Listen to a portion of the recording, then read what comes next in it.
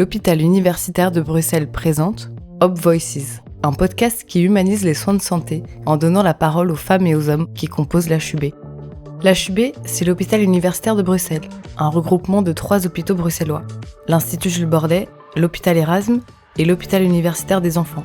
Ensemble, ces 3 institutions rassemblent plus de 6000 collaborateurs et soignent chaque année des milliers de patients. Mais au-delà des chiffres, c'est avant tout un lieu rempli de vie. On y croise des patients courageux, des proches soucieux, des chercheurs ambitieux et des infirmières radieuses. Tous font vivre notre institution, une institution qui grouille de grandes histoires et de petites anecdotes. Avec ce podcast, nous voulions aller bien au-delà des statistiques et des protocoles pour vous faire découvrir les coulisses de nos hôpitaux. Vous entendrez des récits authentiques. Ceux des chercheurs qui repoussent les limites de la médecine, ceux des soignants dévoués au chevet des patients, mais aussi le récit des patients eux-mêmes qui se battent contre la maladie. Hope Voices, c'est leur histoire, c'est leur voix. Malformation cardiaque congénitale, un cœur qui bat autrement. Bienvenue dans ce nouvel épisode où nous allons nous intéresser à un sujet qui touche près d'un enfant sur 100 à la naissance en Belgique, les maladies cardiaques congénitales. De quoi s'agit-il ? Comment les détecte-t-on ? Qu'est-ce que cela implique ? Peut-on vivre normalement avec une maladie cardiaque congénitale ? Et quelles sont les dernières avancées médicales dans le domaine ? Pour répondre à ces questions, nous avons le plaisir d'accueillir 2 spécialistes. Dr Hugues Dessy, directeur de la clinique de cardiologie pédiatrique à l'UDERF, et Dr Marielle Morissens, cardiologue spécialisée dans les maladies cardiaques congénitales à l'hôpital Erasme. Merci d'avoir répondu à notre invitation. Pouvez-vous nous expliquer pour commencer ce qu'est une maladie cardiaque congénitale ? Alors une cardiopathie congénitale, c'est une anomalie de structure. C'est ce qui distingue un cardiopédiatre d'ailleurs d'un cardiologue adulte. Nous, on s'adresse essentiellement à la structure du cœur. Ça veut dire la manière dont le cœur est constitué et dont les vaisseaux sont connectés au cœur. En d'autres termes, donc, en fait, les cardiopathies congénitales, ce sont des choses qui affectent, par exemple, une communication anormale entre 2 cavités, un trou, simplement, entre 2 ventricules, entre 2 oreillettes. Ça peut être une communication anormale entre 2 grands vaisseaux. Ça peut être des abouchements vasculaires qui sont anormaux. Ça peut être des choses aussi beaucoup plus compliquées, comme des anomalies valvulaires, voire des parties du cœur qui sont sous-développées ou qui sont absentes. Un ventricule qui manque, par exemple, un grand vaisseau qui n'est pas développé. Donc ce sont des choses qui peuvent aller de choses assez simples et parfaitement traitables à des choses qui sont un petit peu plus complexes et qui font appel à des traitements beaucoup plus lourds. Et quelles sont les causes de ces maladies ? Alors les causes sont en général multifactorielles dans la très grosse majorité des cas. Il y a des associations claires avec la génétique et des associations plus fortes dans certains cas que d'autres. Par exemple, une des cardiopathies qui est régulièrement associée à la trisomie 21, c'est un canal atrioventriculaire. C'est donc une anomalie dans laquelle on a une connexion présente à la fois entre les oreillettes et les ventricules et une anomalie des valves entre ces 2 structures. Et puis, il y a des cardiopathies qui ont une association un petit peu moins importante avec la génétique, qui font intervenir de multiples facteurs. Ça peut être des infections, ça peut être des facteurs des polluants atmosphériques, ça peut être des facteurs dans l'alimentation. Par exemple, le diabète maternel, on sait que en cas d'un diabète maternel mal équilibré, on a un risque accru de cardiopathie congénitale. Et comment se manifestent ces maladies chez le patient ? Quels sont les symptômes qu'on peut observer ? Ça dépend de la gravité de la malformation. Si c'est en fait une simple communication entre 2 cavités et que cette communication est de petite taille, ça n'aura pratiquement aucune conséquence, sauf peut-être un petit souffle à l'auscultation. Si par contre ce sont des malformations un peu plus importantes, là, ça va dépendre un petit peu de la manière dont le sang circule et on peut grosso modo distinguer 3 grands tableaux, c'est-à-dire des enfants qui auront un débit pulmonaire trop important, ça se traduira par des symptômes respiratoires, donc des enfants qui respirent vite, qui ont du mal à déglutir, qui transpirent et du coup qui grossissent un petit peu moins bien puisqu'ils respirent trop vite et que pendant ce temps-là ils ne déglutissent pas. Ça peut être des enfants qui ont des communications anormales avec des flux de sang qui se mélangent et qui occasionnent une désaturation du sang artérielle, donc des enfants qui seront bleus potentiellement, donc des cyanoses. Ça peut être enfin des malformations où on a des anomalies de débit aortique, donc avec un débit insuffisant, et donc des enfants qui, eux, vont se traduire plutôt par une mauvaise circulation sanguine périphérique, des poux périphériques qui seront éventuellement mal perçus, un obstacle sur le cœur gauche, et à ce moment-là, un dysfonctionnement du cœur gauche avec un risque de décès potentiel. Ici, on liste une série de symptômes et de différents types de cardiopathie congénitale, mais à quel moment on détecte la maladie chez l'enfant ? Encore une fois, ça dépend de sa gravité. Donc, dans la très grosse majorité des cas, on fait du diagnostic anténatal maintenant. Donc, on n'a plus ce problème de diagnostic des cardiopathies en postnatal, ou beaucoup moins dans nos structures, on va dire dans le monde occidental. Donc la plupart du temps, les enfants sont détectés in utero, et donc on sait déjà plus ou moins quelle sera leur évolution en postnatal. Donc on sait par exemple si on peut les faire naître dans un hôpital, on va dire général, ou s'il faut les faire naître à proximité d'un centre médico-chirurgical de cardiologie pédiatrique. On sait aussi quel sera l'accueil à leur proposer à la naissance. Est-ce qu'il faudra faire des choses immédiatement? Est-ce qu'il faudra simplement les observer pour voir comment ils s'adaptent à la vie postnatale et ensuite leur permettre d'attendre calmement à la maison leur prise en charge plus complète? Voir est-ce qu'il faudra faire des choses extrêmes dès les premiers jours ou les premières heures de vie. Vous parliez de détection anténatale. Comment ça se passe concrètement? Donc, une maman est enceinte, il y a une détection à l'échographie. Quel est le processus de diagnostic anténatal? Concrètement, les obstétriciens font un dépistage au premier, deuxième et troisième trimestre. Donc, il y a un dépistage de masse qui est fait par les obstétriciens. Les obstétriciens, à l'heure actuelle, vu les progrès de la médecine fœtale et une médecine qui arrive tout doucement à maturité, sont de plus en plus formés à malformations, quelle qu'elle soit, cardiaque ou autre. Et donc, quand ils suspectent une anomalie du cœur, par toute une série de processus, ils ont une série de plans de coupe à faire à l'échographie. S'ils suspectent une anomalie dans ce processus de diagnostic primaire, ils nous adressent la patiente. Et alors à ce moment-là, c'est un cardiopédiatre qui complète l'échographie fœtale, bien souvent avec l'obstétricien. Et à ce moment-là, on a un diagnostic, en fait. Et alors, on parlait de la prise en charge, qui varie effectivement en fonction de l'état de l'enfant à la naissance. Vous parliez des cas les plus extrêmes. Alors, qu'est-ce qui se passe à la naissance si nous sommes sur un cas extrême de cardiopathie congénitale? Si le dépistage anténatal montre une anomalie majeure, bien souvent, l'accouchement est programmé. Parfois, il est même induit, c'est-à-dire qu'on ne décide pas d'aller à terme, mais on autorise l'accouchement légèrement avant terme, en général aux alentours de la 38-39e semaine si c'est possible, parce que c'est mieux pour l'enfant. Et il y a un cardiopédiatre qui est présent en salle de naissance pour compléter le diagnostic postnatal de manière immédiate avec une machine d'échographie. Il y a éventuellement une salle de cathétérisme qui est prête à recevoir l'enfant s'il y a un geste, on va dire, interventionnel à faire. Et il y a éventuellement une équipe chirurgicale qui est présente à disposition, on va dire, assez rapide pour pouvoir prendre l'enfant en salle d'opération si besoin est. Ok, donc ça c'est pour les cas vraiment très graves. Et pour les cas moins sévères, quelle est la prise en charge, ou en tout cas les différentes options de prise en charge qui existent à l'HUB? Pour les cas moins sévères, mais bien souvent ce sont les néonatologues qui reçoivent l'enfant en salle de naissance avec l'obstétricien. L'enfant est transféré alors au centre néonatal, en général le centre néonatal intensif. Et là, nous venons de faire le contrôle échographique postnatal, généralement dans les 24 premières heures de vie, en fonction de ce que le néonatologue nous demande. Un exemple, si c'est un enfant qui a une communication entre deux ventricules, donc taille, on va dire, moyenne, bien souvent, il sera peu ou pas symptomatique à la naissance, auquel cas il n'y a pas d'urgence vitale à venir faire une échographie. Le néonatologue nous prévient que l'enfant est né, nous venons, nous affinons le diagnostic ou nous le complétons si besoin, et en ce moment-là, un plan thérapeutique, donc un parcours de soins est défini plus ou moins avec les parents. C'est-à-dire qu'on sait que, par exemple, cette communication est de taille moyenne, donc elle peut évoluer progressivement vers une fermeture ou une régression naturelle. Dans ces cas-là, on essaye évidemment de ne rien faire, ou au pire des cas d'aider l'enfant avec un petit peu de médicaments pour lui permettre de s'équilibrer. Et si par contre ça reste une communication de grande taille, on sait déjà qu'il y aura une sanction chirurgicale à un moment donné. Et donc on peut préciser ça aux familles, sachant que dans ce cas-là, par exemple, la sanction chirurgicale, elle n'apparaît qu'au bout de quelques mois en général de vie.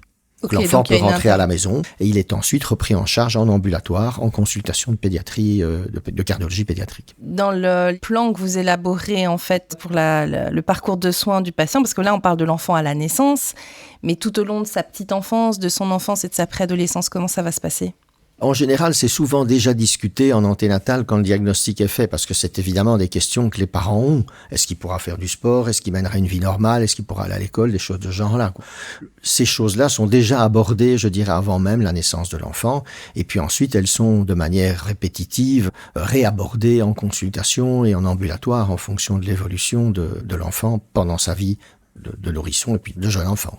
Et sur la régularité, la fréquence en fait de la consultation médicale, est-ce que c'est un enfant qui doit venir plus souvent à l'hôpital, 1 fois par an, 2 fois par an ou plus, ou alors ça dépend de sa condition? Ça dépend de la condition de l'enfant. Il y a des situations dans lesquelles on sait que les choses peuvent évoluer rapidement. Exemple, une pathologie valvulaire avec un obstacle assez important, on sait que ça peut progresser très vite après la naissance. Donc ce sont des enfants qui, même s'ils sont autorisés à regagner le domicile en attendant leur prise en charge, ils peuvent très vite développer un obstacle assez important. Donc on les revoit de manière plus rapprochée. Ça peut être tous les 15 jours, tous les 3 semaines, tous les mois. Si par contre ce sont des enfants qui ont une pathologie assez stable et dont on sait que l'évolution ne sera pas rapide, on peut les revoir tous les 2, 3, 4 mois par exemple. Et une fois traités, bien souvent les enfants viennent, pour ceux qui viennent le plus souvent à l'hôpital, c'est souvent 2 fois par an maximum. On est dans la rubrique innovation médicale, donc ça nous intéresse toujours de savoir où on en est dans la pratique, dans la recherche pour améliorer encore et toujours la prise en charge et le traitement des patients atteints de cardiopathie congénitale. Quelles sont les dernières innovations que vous pourriez éventuellement nous partager aujourd'hui ou d'évolutions dans la pratique qui sont symboliques dans l'amélioration de la prise en charge des patients ? Très clairement, le cathétérisme interventionnel a fait un bond en avant depuis 20 ans qui est considérable et est venu s'ajouter à l'arsenal thérapeutique qu'on avait qui était finalement essentiellement la chirurgie pour ces anomalies de structure. Les médicaments n'ont pas beaucoup d'intérêt dans ces anomalies-là, si ce n'est pour stabiliser le patient sur le plan clinique, mais c'est pas ces médicaments qui le guérissent. Et donc le cathétérisme interventionnel est venu compléter, je dirais, la chirurgie, voire parfois la remplacer. Ça fait appel à des plugs ou des ombrelles, comme on appelle ça, c'est-à-dire des dispositifs qui permettent de boucher certains trous, de condamner certains vaisseaux qui sont anormaux, qui sont excessifs. Ça fait appel à des stents qui permettent au contraire d'ouvrir certains vaisseaux ou de les maintenir perméables pour pallier une situation, le temps d'aller à la chirurgie par exemple. Ça peut être essentiellement des valves maintenant que l'on peut mettre par voie percutanée, pas forcément chez des tout petits enfants, mais chez des enfants un petit peu plus âgés pour éviter une ou plusieurs chirurgies, par exemple. Bref, on essaye finalement de personnaliser de plus en plus le traitement de façon à être le moins invasif ou le moins lourd possible. Docteur Morissens, bienvenue. Donc, nous avons discuté en détail de la prise en charge des enfants atteints de cardiopathie congénitale. Qu'en est-il à l'âge adulte ? La question de la transition, notamment des soins pédiatriques vers les soins adultes, est importante. Comment ça se passe ? Donc, bien entendu, le problème ne s'arrête pas à la fin de l'adolescence. Le patient opéré va devoir être suivi à vie et donc il doit passer dans une structure adulte, venir voir un cardiologue adulte. C'est une transition qui est très très difficile pour lui puisqu'il doit quitter le milieu pédiatrique et le pédiatre qui le connaît depuis qu'il est né et qui fait un peu partie de sa famille en quelque sorte. Pour les parents aussi, c'est difficile, ils doivent faire confiance à quelqu'un d'autre, c'est encore leur bébé d'une certaine manière et donc les abandonner à un autre médecin, c'est pas évident. Et donc c'est une période très délicate dans laquelle on observe beaucoup de pertes de suivi. Ces pertes de suivi peuvent être néfastes à longue échéance parce qu'on ne va pas diagnostiquer à temps d'éventuelles complications tardives. Nous essayons de faire cette transition le mieux possible pour éviter ces pertes de suivi. Et justement, cette transition, concrètement, comment ça se passe à l'HUB ? En pratique, nous avons organisé les choses de la manière suivante. Je me rends à l'hôpital des enfants pour voir les patients pour la première fois, même parfois une deuxième fois, une troisième fois, dans le milieu pédiatrique qui les a vus naître, pour qu'ils soient en confiance. Ils ont encore les locaux qu'ils connaissent, les infirmières qu'ils connaissent, le cardiopédiatre qui est éventuellement à côté et qui peut venir discuter avec le cardiologue adulte, faire des présentations, etc. si c'est nécessaire. Et progressivement, quand on voit qu'il commence à s'autonomiser et à se détacher de ce milieu pédiatrique, alors on peut passer dans la structure adulte qui est, en l'occurrence ici, Erasme. Et c'est à partir de quel âge finalement qu'on passe vers les soins adultes ? Alors la transition se fait classiquement à 18 ans, parfois c'est un peu plus tôt, ça dépend un petit peu du patient. Il y a des patients qui sont déjà très mûrs, très adultes à 16 ans, j'ai des patients qui transitent vers chez moi entre 16 et 18 ans je dirais. Vous parliez donc des conséquences que peuvent avoir les ruptures de suivi médical entre le soin pédiatrique et l'âge adulte, soit la maladie identifiée au départ qui évolue chez l'adulte et qui n'est pas suivie correctement, soit d'autres maladies qui viennent s'ajouter à cette cardiopathie initiale. Que rencontre-t-on comme cas chez l'adulte qui justifie un suivi régulier à vie ? La grande majorité des patients opérés de cardiopathie congénitale dans l'enfance ne peuvent pas être considérés comme guéris. Il reste des séquelles de la chirurgie. Ça peut être des valves à changer, comme le docteur Dessy l'a dit, des tuyaux qui sont devenus trop petits, des troubles du rythme, effectivement, sur les cicatrices. Il y a beaucoup de choses qui peuvent survenir. Ça concerne, je dirais, 80% de cette population. Donc, c'est vraiment une minorité qui n'ont pas vraiment besoin de suivi ou alors un suivi vraiment très occasionnel. On sait ce suivi. On peut arriver à des situations où, par exemple, on a laissé évoluer une valvulopathie à un stade un petit peu extrême, avec comme conséquence des dégâts irréversibles sur un ventricule, par exemple. Je prends l'exemple d'un patient qui aurait été opéré de tétralogie de Fallot. On sait qu'après la chirurgie de tétralogie de Fallot, dans bon nombre de cas, il y a une fuite sur la valve pulmonaire. Si cette fuite évolue pendant 20 ans, 30 ans, sans qu'on s'en préoccupe, ça finit par abîmer le ventricule droit. Et ce ventricule droit, on pourra plus facilement le soigner. Tandis que soigner la fuite, si on le fait à temps, c'est simple.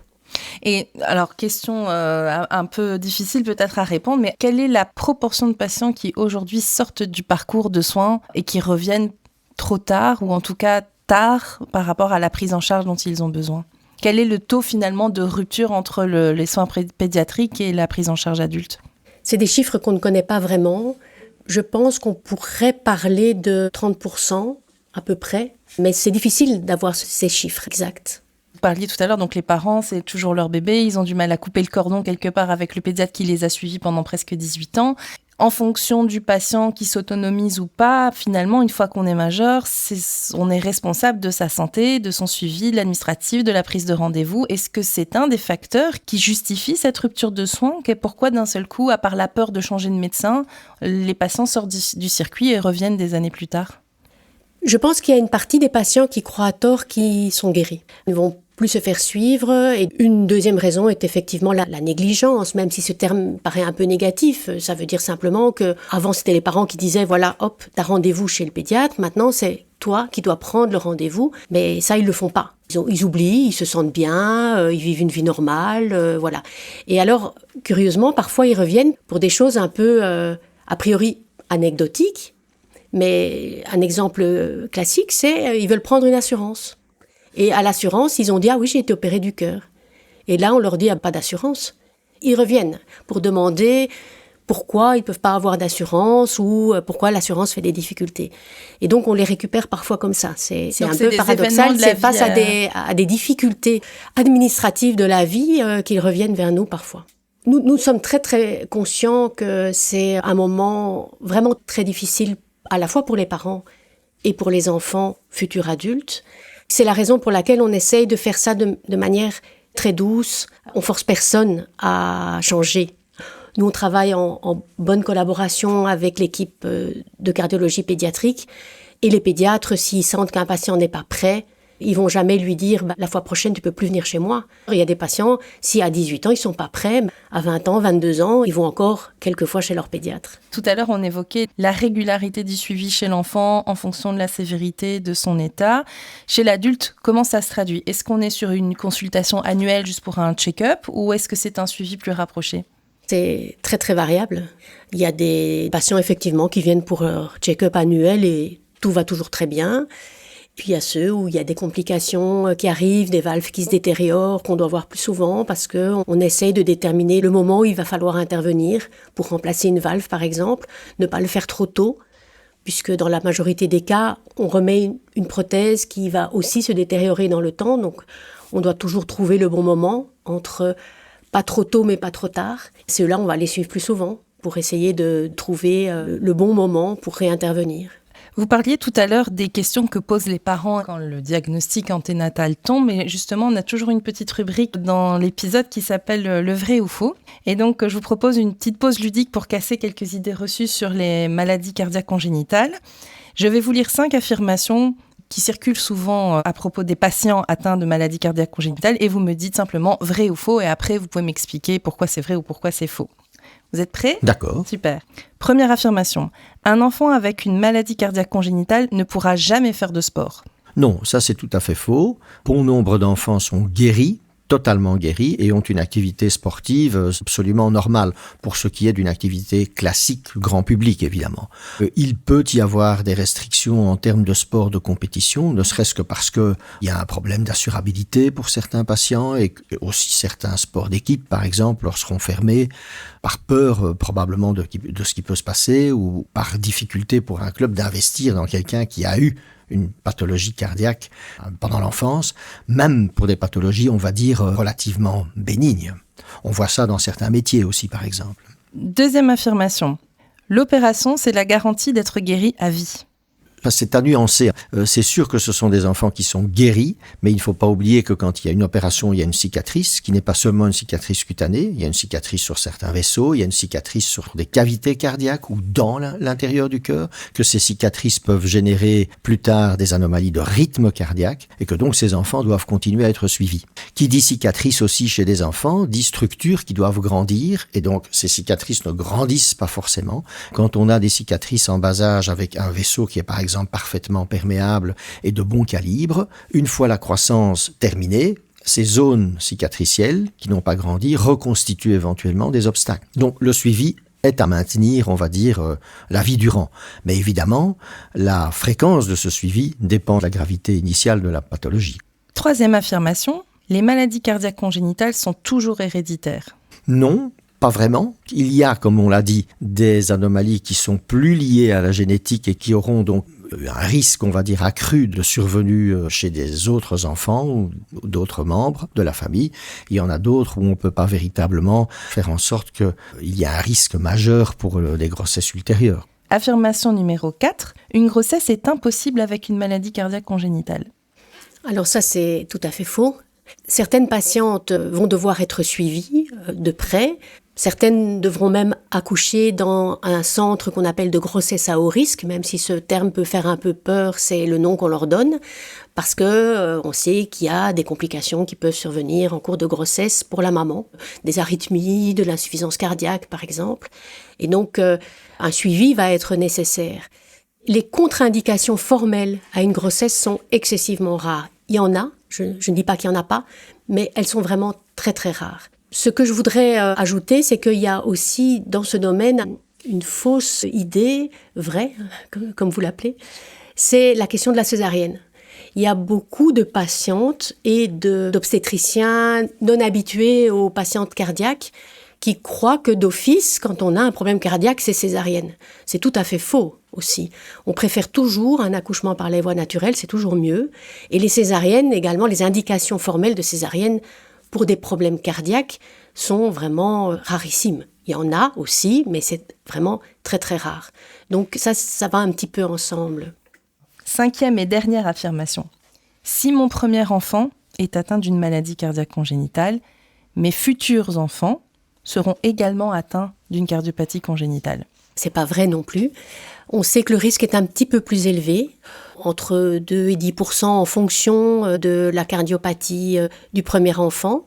C'est un peu la même chose quand un des deux parents est porteur d'une anomalie congénitale. Exception faite, bien sûr, des maladies dont on sait qu'elles sont d'origine génétique, avec alors une possibilité de transmission plus ou moins importante en fonction de la maladie. Il y a par exemple la maladie de Marfan, la bicuspidie aortique, où on sait qu'il y a une transmission familiale plus importante. Dernière question, parce que c'est important aussi via le podcast de faire passer certains messages, c'est l'opportunité de s'adresser au public. Quel message souhaiteriez-vous adresser aux jeunes patients ou aux parents qui nous écoutent ? Surtout de maintenir une qualité de vie, on va dire, la plus pertinente en termes de risques cardiovasculaires. On connaît les risques cardiovasculaires chez l'adulte qui n'a pas de malformation cardiaque. Et donc, ces enfants-là doivent, ceux qui ont évidemment été opérés du cœur, doivent essayer de maintenir une hygiène de vie, on va dire, la plus adéquate possible, compte tenu du fait que c'est ce qui les protège sur le long terme des maladies cardiovasculaires et éventuellement des conséquences de leur pathologie initiale. Une vie saine, ça veut dire bouger. Ça, c'est un message que j'ai particulièrement à cœur d'envoyer aux jeunes pour l'instant, où l'on voit un taux d'obésité qui prolifère et grandit au fur et à mesure du temps qui passe. Ça veut dire aussi des messages en termes de qualité d'alimentation, de qualité de sommeil, des messages de cet ordre-là, en fait. De vie saine, en fait. De vie saine, absolument. Quel serait le message que vous souhaiteriez faire passer aux jeunes enfants ou aux jeunes adultes et à leurs parents concernant les maladies cardiaques congénitales ou la transition vers les soins adultes ? Le premier message concerne la transition parce que c'est évidemment la chose la plus importante, c'est de ne pas manquer cette étape, d'en parler avec le pédiatre à temps, que vers 15-16 ans déjà commencer à discuter, de savoir ce qui va se passer pour l'après. La deuxième chose que je voulais dire, c'est que la qualité de vie, la satisfaction de vie des patients opérés de cardiopathie congénitale, même de cardiopathie relativement lourde, est finalement assez bonne. Il ne faut pas voir l'avenir en noir. On a fait des études sur la satisfaction et la qualité de vie des patients opérés de cardiopathie congénitale et les résultats sont très surprenants. En fait, ils ont une très bonne qualité de vie, une excellente résilience qui fait que finalement, ils ont parfois même une satisfaction de vie supérieure à des jeunes adultes qui n'ont pas été opérés. Docteur Dessy, docteur Morissens, merci beaucoup pour toutes ces explications sur les cardiopathies congénitales. Nous rappelons au public et aux patients qu'il est indispensable de consulter un cardiologue spécialisé pour suivre les cardiopathies congénitales tant à l'âge de l'enfance en soins pédiatriques qu'à l'âge adulte. Et nous vous retrouvons prochainement dans un nouvel épisode de Hope Voices, le podcast de l'HUB.